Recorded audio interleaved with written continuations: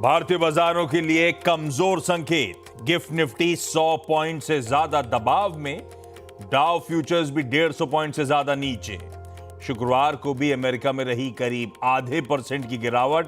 हालांकि क्रूड में तेज गिरावट से बाजार को मिल सकता है थोड़ा सहारा। अनुमान के करीब रहे आईसीआईसीआई बैंक की तीसरी तिमाही के नतीजे। मुनाफा 15% तो ब्याज से कमाई 9% बढ़ी। फ्लैट रहे एनपीए, लेकिन नेट इंटरेस्ट मार्जिन पर 20 बेसिस पॉइंट्स का दिखा दबाव।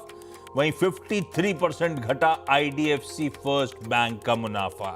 हालांकि 14% बढ़ा एनआईआई, एसेट क्वालिटी स्थिर। तीसरी तिमाही में 71% घटा जेएसडब्ल्यू स्टील का मुनाफा। रेवेन्यू 1% का दबाव। इबिटा और मार्जिन में भी दिखी गिरावट, लेकिन सभी आंकड़े अनुमान से बेहतर। इंटेग्रो एविएशन के Q3 नतीजे कमजोर। मुनाफे में 18% की कमी, मार्जिन भी करीब 2.5% घटे। हालांकि रेवेन्यू में दिखी 14% की ग्रोथ।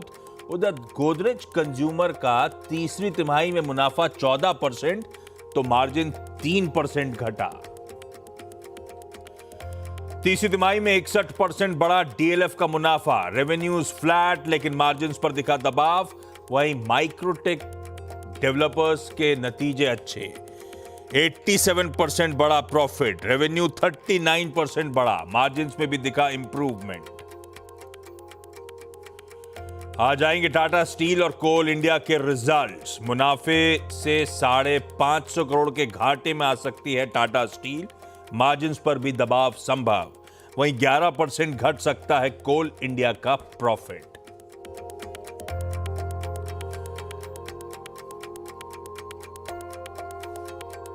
और न्यूज 18 पर यूपी के मुख्यमंत्री योगी आदित्यनाथ का सबसे धमाकेदार इंटरव्यू। नेटवर्क 18 के editor in chief Rahul Joshi से एक्सक्लूसिव बातचीत में कहा, महाकुंभ से यूपी की इकोनॉमी में कम से कम 2 लाख करोड़ का होगा इजाफा। 2029 तक यूपी को बनाएंगे $1 ट्रिलियन की इकोनॉमी। यूपी की तारीफ और इस तरह का aggressive stand, 1 trillion economy, Veeru का सीना चौड़ा हो रहा था, बैठे बैठे मैं देख रहा था। खैर, सोमवार की सुबह एक बहुत लंबा और बहुत अहम हफ्ता हमारे सामने खड़ा है। लंबा इसीलिए क्योंकि इस हफ्ते हमें 6 दिन कामकाज करना है। मंडे टू सैटरडे कामकाज हो रहा होगा। शनिवार 1 फरवरी को सबकी नजर होगी मच अवेटेड बजट 2025 पर, मैडम सीतारमन पर। और नीडलेस टू से, अब तक तो सबको पता ही होगा कि सैटरडे को एक नॉर्मल ट्रेडिंग सेशन होगा। रोज की तरह 9:15 बजे से लेकर 3:30 बजे तक सैटरडे को कामकाज हो रहा होगा। ट्रम्प साहब की सारी टैरिफ रिलेटेड जो धमकियां हैं, चाहे वो कनाडा को लेकर हो, मेक्सिको को लेकर हो, चाइना को लेकर हो सकता है सब पे हो रही हो, वो 1 फरवरी से लागू करने की बात है। कुछ तो लागू होनी शुरू हो चुकी हैं, वो तो खैर कमेंट्री का पार्ट बनेगी। लेकिन लार्जली सारी धमकियां 1 फरवरी को कन्वर्ज कर रही हैं, जब टैरिफ हाइक्स की तैयारी हो रही होगी। 1 फरवरी को ही हम नए महीने में दस्तक दे रहे होंगे। तो ऑटो सेल्स के जनवरी ऑटो सेल्स के नंबर्स भी, जिस दिन बजट आ रहा होगा, जिस दिन सैटरडे को स्पेशल ट्रेडिंग सेशन हो रहा होगा, उस दिन ऑटो सेल्स के नंबर्स भी आ रहे होंगे। अच्छा, कल से यूएस फेड की जो रेट सेटिंग कमेटी है, FOMC, उसकी 2 दिनों की बैठक शुरू होगी। वेडनेसडे देर रात यूएस फेड का आउटकम भी आना है। हालांकि लार्जली स्टेटस को रहेगा, इस बात की चर्चा कई बार हॉर्माज के साथ हो चुकी है। और गुरुवार को जब हम यूएस फेड के उन नंबर्स पे, उस पॉलिसी आउटकम पर रिएक्ट कर रहे होंगे, उसी दिन यूएस का जीडीपी भी आ रहा होगा। और भाई साहब, एक रिजल्ट हेवी वीक भी सामने खड़ा है। पहले तो खुलते ही आपको निफ्टी है किसी आईसीआईसीआई बैंक, किसी एनटीपीसी और किसी जेएसडब्ल्यू स्टील के नंबर्स पर रिएक्ट करना है। और इस हफ्ते 15 निफ्टी 50 की कंपनीज हैं जिनके रिजल्ट्स अवेटेड हैं। ये छोटा सा स्नैपशॉट है उन 15 कंपनीज का जो इस हफ्ते नंबर्स लेकर आ रही है। और ये सारा एक्शन उस हफ्ते है जब हम अपने मंथली कॉन्ट्रैक्ट्स की एक्सपायरी की तैयारी कर रहे हैं। पहली बार ऐसा हो रहा होगा। मंगलवार को सेंसेक्स के मंथली कॉन्ट्रैक्ट्स की एक्सपायरी और गुरुवार को निफ्टी के मंथली कॉन्ट्रैक्ट्स की एक्सपायरी। इस तरह का एक्शन लाइंड अप है। और इस बीच आपने नोटिस करा होगा कोई रिस्पाइट नहीं है भारतीय बाजार में। Last week back to back third straight week था जब दबाव के साथ भारतीय बाजारों में कामकाज होता हुआ नजर आया। इनफैक्ट वीकनेस का अंदाजा इस प्लेट से नहीं लगेगा आपको। अगर इसको स्प्लिट कर दूं, लास्ट वीक इंडेक्सेस का परफॉर्मेंस और मंथ टिल डेट इंडेक्सेस का परफॉर्मेंस, तो समझ में आएगा किस तरह का डैमेज है। निफ्टी बैंक वो तस्वीर बयान नहीं करते जो मिड कैप स्मॉल कैप्स कर रहे हैं।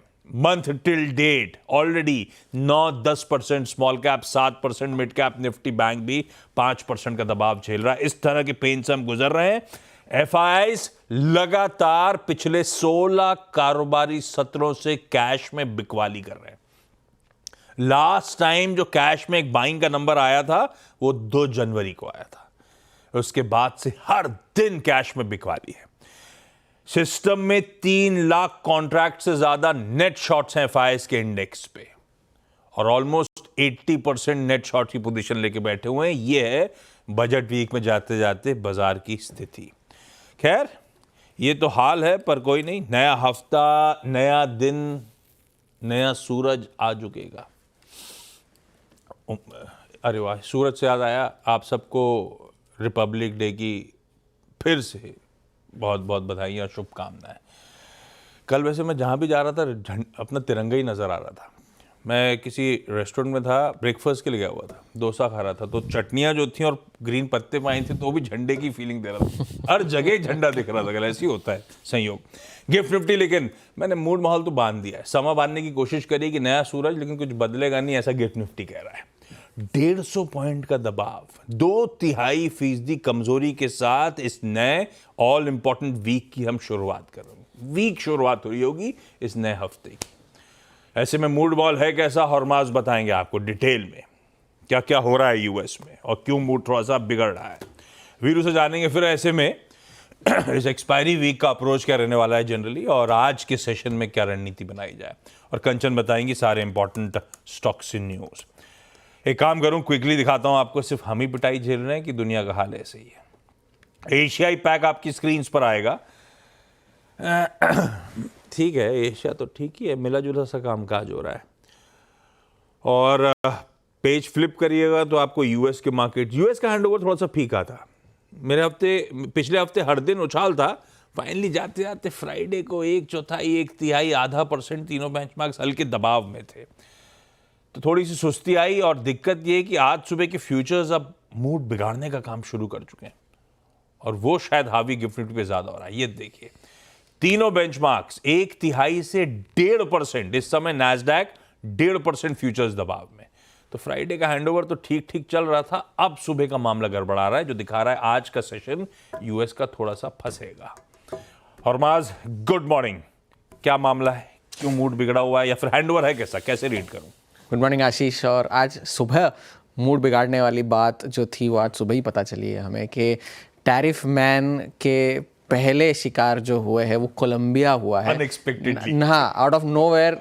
ना चीन, ना कनाडा, ना मेक्सिको, मगर कोलंबिया जो है वो शिकार हुआ है। और वो क्यों हुआ है, पहले तो बता दूं कि डोनाल्ड ट्रंप ने 25% के इमरजेंसी टैरिफ्स कोलंबिया से आए हुए हर प्रोडक्ट पर लगाई है, जो अगले हफ्ते 50% की हो जाएगी। और इनमें जो प्रोडक्ट्स शामिल है वो है तेल, सोना, कॉफ़ी और फूल। फूल का बाज़ार कोलंबिया के लिए बहुत ज़रूरी है और वो यूएस में सबसे ज़्यादा जो है वो अपना निर्यात करते हैं, तेल का और फूलों का।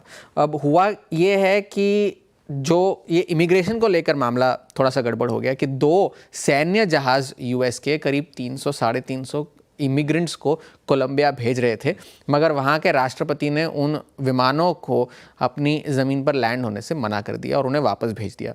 और उन्होंने ये कहा कि आप जो है सैन्य जहाज़ और जिस तरह से उन लोगों को लाया जा रहा था हथकड़ियों में, बेड़ियों में, ये गलत बात है। हम इसे अपने ज़मीन पर नहीं उतरने देंगे। आप चाहे तो हम अपने प्रेसिडेंशियल जहाज़ भेजेंगे अगर आप उन लोगों को भेजना चाहते हैं तो, मगर इस तरह से हम इमिग्रेंट्स को वापस नहीं लेंगे। और इस वजह से डोनाल्ड ट्रंप ने भी कहा कि आप इस तरह से हमारी राष्ट्रीय सुरक्षा को खतरे में डाल रहे हैं, और इस वजह से टैरिफ्स का जो है वो ऐलान किया गया है। और with immediate effect travel ban और जितने भी कोलंबियन सरकारी ऑफिशियल्स जो कि यूएस में है, सरकारी अफसर जो है, उन सभी पर वीज़ा के भी प्रतिबंध लगा दिए गए हैं। अब जो है कोलंबिया और यूएस काफ़ी उनके अच्छे रिश्ते रहे हैं पहले। लगभग $13 बिलियन का निर्यात जो है कोलंबिया करता है यूएस को, और यूएस का फॉरेन जिस विदेशी देशों से वो तेल खरीदते हैं उसमें कोलंबिया चौथा सबसे बड़ा देश है। लगभग $2 मिलियन प्रतिदिन कोलंबिया से यूएस के पोर्ट्स पर जाता है। तो लगभग 1/3 कोलंबिया के निर्यात जो है वो यूएस को जाते हैं। मगर और उसी वक्त कोलंबिया ने भी ऐसा नहीं है कि सर झुकाकर ये मान लिया है, उन्होंने भी रिटेलिएटरी टैरिफ लगा दिए है 25% के यूएस से जितना भी गुड्स आ रहा है उसके ऊपर। तो अब वो उन्होंने तो कहा है कि हम बातचीत करने के लिए तैयार है, हम चाहे तो विमान भेजेंगे, आप चाहे लोग भेज दीजिए, कोई फ़र्क नहीं पड़ता, लेकिन इस तरह से हम लोगों को वापस नहीं लेंगे। तो ये आज बड़ा मामला जो है निकल कर आ रहा है। उस वजह से डॉलर में भी थोड़ी बहुत तेज़ी हमें देखने मिल रही है। कोई कोई ज़बरदस्त तेज़ी नहीं है, मगर पिछले हफ्ते की गिरावट के बाद थोड़ी सी तेज़ी आज डॉलर में भी देखने मिल रही है। पिछले हफ्ते अच्छा रहा हफ्ता बाजारों के लिए, और किसी भी अमेरिकी राष्ट्रपति के लिए 1985 के बाद मार्केट्स ने सबसे अच्छी शुरुआत दी है किसी प्रेसिडेंशियल टर्म को पिछले हफ्ते में, क्योंकि डाउ 2.5% ऊपर था, S&P 500 और नैस्डैक भी 2-2% ऊपर थे। रोनाल्ड रेगन के इनॉग्रेशन के बाद का ये सबसे अच्छा परफॉर्मेंस था बाज़ारों के लिए। और ये जो अच्छा बाज़ार रहा है वो देखने वाली, उस पर टेस्ट ये होगा कि हमारे लिए अगर अर्निंग्स हैवी है तो उनके लिए भी अर्निंग्स हैवी है, क्योंकि काफ़ी सारे बिग टेक के नतीजे इस हफ्ते आने हैं। टेस्ला के नतीजे आने हैं इस हफ्ते बुधवार को, माइक्रोसॉफ्ट के नतीजे आने हैं, मेटा के नतीजे आने हैं, एप्पल के नतीजे गुरुवार को आएंगे, वीज़ा, मास्टरकार्ड, ब्लैकस्टोन, यूपीएस और काफ़ी सारे रिजल्ट्स जो है वो इस हफ्ते बाज़ारों में आने हैं। और तो उस पर देखा जाएगा। और काफ़ी सारा मैक्रो डेटा भी आना है, कंज्यूमर डेटा आना है, पीसीई डेटा आना है इस शुक्रवार को, जो कि फेड के डिसीजन के बाद जो वो है वो डेटा निकल कर आएगा। तो वो उस पर नज़र रखने की ज़रूरत होगी। बुधवार को जो है देर रात एफओएमसी का डिसीजन आएगा, और प्रोबेबिलिटी स्टेटस को की तो है ही, मगर रेट कट की प्रोबेबिलिटी थोड़ी सी गिरती जा रही है मजबूत इकोनॉमिक डेटा के बाद। मार्च में अब वो 27% की हो गई है, मई में 40 और जून में 45% रेट कट की प्रोबेबिलिटी अब सीएमई फेड वॉच टूल दिखा रहा है। तो अब ये ध्यान में रखने की ज़रूरत होगी। डॉलर में भी नवंबर 2023 के बाद की हफ्ते दर हफ्ते सबसे बड़ी गिरावट देखने मिली, तेल में गिरावट देखने मिली, और यूरोप में काफ़ी सारे देशों में चुनाव होने हैं। बेलारूस में जो है उनके जो नेता है अलेक्जेंडर लुकाशेंको, वो फिर से चुनाव जीत गए हैं। 1994 से वो नेता है वहाँ के। तो और ज़्यादातर उनके जो विपक्ष के नेता है वो या तो चीन में है, या तो वो एग्जाइल में है, या तो जेल में है, या ये बेलारूस का है। आपके स्क्रीन्स पर फ्लैशेस चल रहे हैं। चीन के जो मैन्युफैक्चरिंग PMI है जनवरी के महीने की, वो 50 से घटकर 49 हो गई है, तो वो कॉन्ट्रैक्शन में चली गई है फिर से। तो एक बड़ा डेटा चीन से भी निकल कर आया है। अब जो टैरिफ्स लगने वाले हैं पोटेंशियली 1 फरवरी से, तो वहाँ पर क्या इम्पैक्ट होगा इसका, ये देखने वाली बात होगी। तो अब मामला थोड़ा सा बिगड़ रहा है, तो डॉलर पे नज़र बनाए रखने की ज़रूरत है, मगर हैंडओवर आज सुबह का तो बेहद कमज़ोर है। सारी उम्मीदों पे पानी फेर दिया कि हफ्ते बजट के आखिरी हफ्ते में तो कुछ रिस्पाइट होगा। इस तरह की ग्लोबल कमेंट्री हरमास की, मूड बिगड़ा हुआ है और तगड़ा प्रेशर गिफ्ट निफ्टी दिखाता हुआ। जबकि वीकेंड पे जितने निफ्टी के नंबर्स आए, मतलब निफ्टी 50 के, चाहे वो ICICI बैंक हो, चाहे JSW स्टील हो, चाहे वो इवन NTPC हो, ठीक ठाक ही थे। उसके बावजूद तो अपना इंटरनल नहीं, इस समय तो हम पूरा सा सरदर्द बाहर से ले रहे हैं। खैर वीरू ऐसे में बताएंगे अप्रोच क्या रखना है। मूड तो खैर बिगड़ा ही हुआ है, गैप डाउन की तैयारी हम कर ही रहे हैं। वीरू गुड मॉर्निंग, क्या वॉच करूं निफ्टी में, निफ्टी बैंक में, कैसे स्ट्रेटेजाइज करना है? Good morning. चश्मा कहाँ है? पहली बात नहीं, आज भूल गया घर जाके याद, यहाँ ऑफिस आके याद आया। तो गाड़ी कैसे चली? नहीं, इतने भी बुरे हालात नहीं है, थोड़ा बहुत पास से दिक्कत है, इतने भी बुरे हालात नहीं है। देखिए सारी उंगलियां गिन के बता सकता हूँ मैं। खैर, जिस प्रकार की बाजार में धुंधलाहट है ना, उस पर क्या चश्मा कर लेगा आशीष। देखिए, मैं रणनीति जो आज लेके आया था ना, उस पर गिफ्ट निफ्टी था करीब करीब 50-60 अंक नीचे, 80 अंक नीचे। अभी कैपिटलाइज होकर 170 अंक नीचे हो चुका है। आते हैं अप्रोच पे। देखिए मेरी लास्ट शुक्रवार को भी अप्रोच थी कि मैं 23,102 पे एक पुल बैक खेलूंगा। फर्स्ट हाफ का हाई था, लो था 23,102, वहां से पुल बैक आया ऑलमोस्ट 150 पॉइंट का, देन कोलैप्स। ट्रेजेक्ट्री वही थी, 23,300 के नीचे और 23,050 के ऊपर, और हम क्लोज हुए ऑप्शन राइटर्स के जोन के ऊपर। देखिए अमूमन हिस्टोरिकली, छोड़ दीजिए बाजार में पिछले 10 दिन से क्या हुआ या फिर 1 महीने से 4 महीने से, अमूमन ये जो वीकली मंथली एक्सपायरी होती है, ये हफ्ता जो होता है वो एग्जिस्टिंग परसिस्टिंग ट्रेंड को रिवर्स करने में अपनी अहम भूमिका निभाता है, यानी काउंटर ट्रेंड प्रोड्यूस करता है। बट सेलिंग प्रेशर है, वो प्रोड्यूस होगा कि नहीं होगा ये कहना मुश्किल है, क्योंकि शॉर्ट्स भी काफ़ी हैं। लेकिन हिस्टोरिकल डेटा या फिर बिहेवियर यहाँ भी इंटैक्ट रहे कह नहीं सकते आप। शुरुआत करते हैं पहले एफआईएस के स्टैट्स से। देखिए उनकी सेलिंग थोड़ी कम थी, बट सेलिंग तो है ही। कैश मार्केट में लगभग 2500 करोड़ रुपए की, 2400 करोड़ रुपए की डीआईएस की बैंक थी, डीआईएस की करीब 2758 करोड़ रुपए की सेलिंग थी। इंडेक्स उन्होंने बाय किया 303 करोड़ रुपए का। अब ये एक अहम डेटा था कि भाई थोड़ी बहुत 23,000 के आसपास उन्होंने शॉर्ट कवर करी, 11,000 शॉर्ट कवर किए, लगभग 7,000 कॉन्ट्रैक्ट लॉन्ग किए, यानी कुल मिला के 18,000 कॉन्ट्रैक्ट नेट शॉर्ट कवर हो गए थे। और ये डायग्राम ये इंडिकेट कर रहा था कि थोड़ी शॉर्ट कवर करके करीब करीब ये आंकड़ा आ गया था 3,09,000 कॉन्ट्रैक्ट के आसपास। स्टॉक फ्यूचर्स में बहुत कम बाइंग थी, 188 करोड़ रुपए की। कॉल राइटर्स वहीं परसिस्ट कर रहे हैं आशीष, अभी उनके प्लेसमेंट में कोई तब्दीली नहीं आई है। 23,200, 23,300, ये दो कॉल राइटर्स शुक्रवार को भी ग्रिप लेके बैठे थे और इसीलिए RS1 वहीं परसिस्ट कर रहा था। अभी भी अगर आप प्लेसमेंट देखें फॉर दिस मंथली वीक, करीब करीब 3 करोड़ कॉल यहाँ पे खड़ी हैं Ashish, in fact 3 crore 10 lakh precisely. But आपने एक चीज़ देखी होगी कि 23,000 का पुट राइटर अब कंफर्टेबल नहीं था, उसने अपनी पोजीशंस को एग्जिट किया जाते जाते, but still that put option holds 1.87 CR। एक और चीज़ स्क्रीन पर रीड कीजिएगा, इस स्क्रीन पे जो मैसेज है कि 23,000 के बाद जिस पुट में सबसे बड़ा OI कंसेंट्रेशन है वो है 23,800, ये 22,800 की पुट। यानी सिंपली अगर आपने शॉर्ट होल्ड किया तो क्या करना चाहिए, और अगर आप एक ट्रेडर हैं तो क्या करें। देखिए ये एक्सपायरी वीक का कमेंसमेंट है, RS1 लेके आइए इसके पे, और RS1 इंडिकेट कर रहा है कि जब तक मैं इस बात को शुरू में क्यों कहा कि ये हफ्ता अमूमन एक काउंटर ट्रेंड प्रोड्यूस करने में कैपेबल होता है, सिर्फ इसको डिफाइन करने के लिए। जब तक हम RS1 के नीचे हैं हम सेल राइज करेंगे, ठीक हमारी स्ट्रेटेजी यही रहेगी। ये हफ्ता एक हल्की सी शॉर्ट कवरिंग तब जनरेट करेगा जब आप 245 के जोन को निकाल लेंगे। इन दैट केस 412-337 पॉसिबल, जो कि वो 20 डेमा का जोन है, but below RS1 pain persist करेगा। नाउ लास्ट वीक का स्विंग लो 22,971, वो स्पॉट पे गया आशीष, तो फर्स्ट सर्कमस्टेंसेस में पहली स्थिति में प्लीज बेस लेके आइएगा, हम 971 के नीचे करीब करीब 910, 845 और 806। 806 आ गया तो मैं अपनी कमेंट्री में कुछ ड्यूरिंग द डे ऐड कर दूंगा, but as of now for all short trades below RS1 we are focusing towards 22806। Nifty bank पे आते हैं। देखिए ICICI बैंक के नंबर्स पे आपको रिएक्ट करना है, और बट गिफ्ट निफ्टी जिस प्रकार के हालात है क्या ही कहें उसमें। हमने लास्ट वीक आशीष 49,000 के नीचे सेल एंड राइज किया था और हर ट्रेड पर प्रॉफिट बना 49,000 के नीचे। एक कंप्लीटली अगर आप देखें, एक पहला ऐसा वो लेवल था जो कि कॉलाइटर्स जहां परसिस्ट कर रहे थे, और अभी भी वो कॉलाइटर ग्रिप लेके बैठा है। बट इस पिरामिड में आपको एक चीज़ नज़र आ रही होगी कि वो कॉलाइटर्स अब धीरे धीरे 49,000 के जोन से हटकर उतरकर नीचे आ रहे हैं टुवर्ड्स 48,500 एंड 48,800। पिछले 3 दिन में बैंकिंग स्टॉक फ्यूचर्स में शॉर्टिंग हुई है, उसमें ICICI बैंक में शॉर्टिंग नहीं हुई थी, उसमें शॉर्ट कवर हुए थे, वो स्थिर था अपने नंबर से पहले।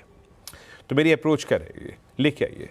देखिए आज मैंने RS1 को थोड़ा सा नीचे रख लिया है, थोड़ा समझिए इसको क्यों, क्योंकि ICICI बैंक आज इक्वेशन में, इसलिए मैंने RS1 को थोड़ा नीचे रखा है।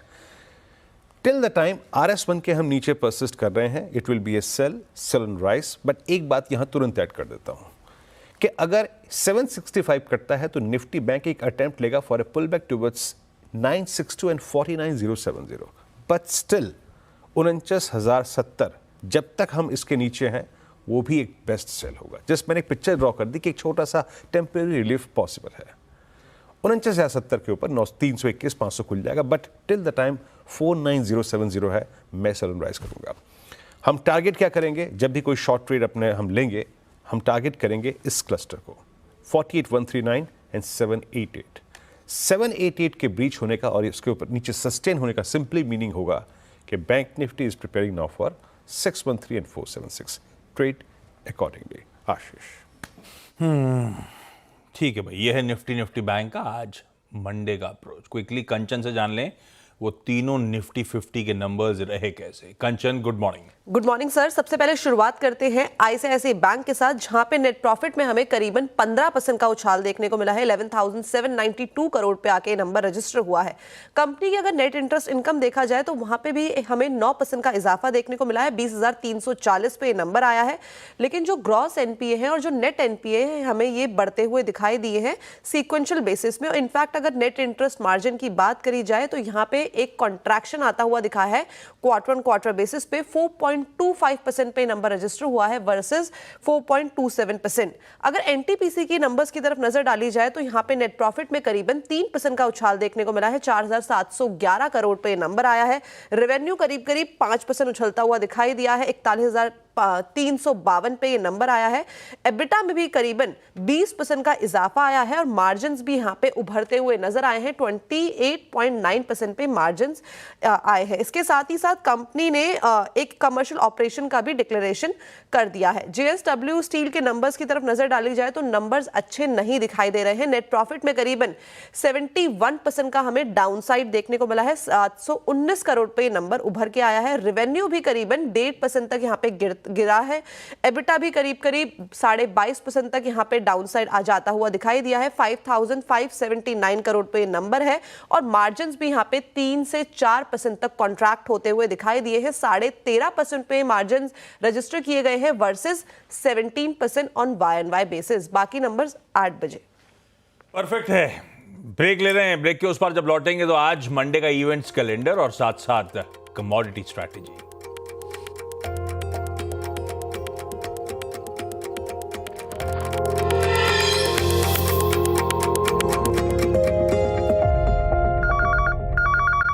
चलिए भाई, ब्रेक के बाद आप सबका स्वागत है। आज का मंडे का इवेंट्स कैलेंडर, बहुत सारे इंपॉर्टेंट निफ्टी के और वायदा के नंबर्स पे रिएक्शन देना है। आज फिर दो निफ्टी की कंपनीज, कोल इंडिया और टाटा स्टील के नंबर्स। वायदा में ACC, Adani total, Canara bank, federal bank, IGL, IOC, Piramal enterprises, Petronet LNG और यूनियन बैंक। 9 वायदा के नंबर्स और हैं जिसका इंतजार होगा। कैश की लिस्ट तो काफी लंबी और काफी इंटरेस्टिंग नाम भी हैं। केआई इंडस्ट्रीज और तानला प्लेटफॉर्म्स 2 एक्स डिविडेंड हो रहे होंगे तो एडजस्टमेंट्स प्ले आउट होंगे। बायोकॉन की आज बोर्ड मीट है फंड रेजिंग पर उसमें कुछ इंपॉर्टेंट नहीं हो। कमर्शियल पेपर्स के थ्रू फंड रेजिंग होगी तो ज्यादा तवज्जो मत दीजिए। अदानी ग्रुप आज अड्डा पे रहेगा। सुप्रीम कोर्ट में जो यूएस में अदानी ग्रुप का इंडिक्टमेंट हुआ था, यहां पे एक अर्जी है, पिटिशन है इन्वेस्टिगेट करने की उस मैटर को। तो ऐसे में पूरा पैक रडार पे आएगा।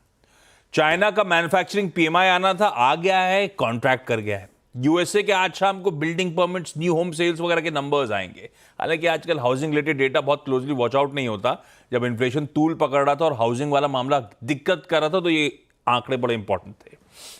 आज ऑस्ट्रेलिया और ताइवान, ये 2 बाजार बंद हैं। हमारे फॉरेन सेक्रेटरी चाइना विजिट पे हैं।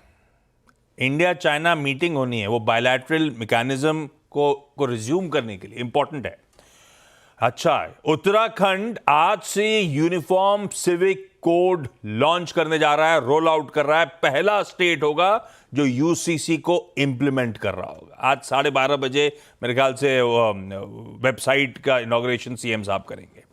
और आज जेपीसी जो वक्फ बिल है उस पर चर्चा के लिए वापस मीटिंग करने वाली है और ये इंपॉर्टेंट है। सरकार पुश कर रही है कि अगले सिटिंग में ही वक्फ बिल को पास करना, इसीलिए इस जेपीसी का आउटकम इंपॉर्टेंट होगा आज का। खैर, अपन कमोडिटी की तरफ चलते हैं। Bond yields, dollar index, Brent, gold सब आपकी स्क्रीन पर आएगा। ब्रेंट कूल ऑफ होते ही चले जा रहा है। $78 के नीचे आज सुबह दिख रहा था। ताजा स्थिति डायरेक्टर साहब रख देंगे आपकी स्क्रीन पे। एचडीएफसी सिक्योरिटीज के अनुज गुप्ता साहब ने मदद करी है। कह रहे हैं कच्चा तेल कि फ्यूचर्स जो है बिकवाली करने का मन है, 65-25 का स्टॉप लॉस लगाइएगा, पर जिंक के फ्यूचर्स में खरीदारी करने का मन है 267 के एसएल के साथ। ये अर्ली मॉर्निंग लिए थे और उसके बाद अभी चाइना का पीएमआई आया है जो इकोनॉमी कॉन्ट्रैक्ट कर रही है, उसका अपडेट है। तो जरा बेस मेटल्स को अपन थोड़ा सा वॉच करेंगे, ये ध्यान रखिएगा। जाते आते गिफ्ट निफ्टी के थोड़े फीके का कह लूं, कमजोर संकेतों के साथ छोड़े जा रहा हूं क्योंकि प्रेशर माउंट होता चले जा रहा है। 250 पॉइंट के गैप अप की तैयारी हो रही है। टफ सेशन है सामने। चलिए इस नोट पर आज के मॉर्निंग कॉल में इतना ही। ब्रेक के उस पार आज मंडे का सीधा सौदा। नमस्कार।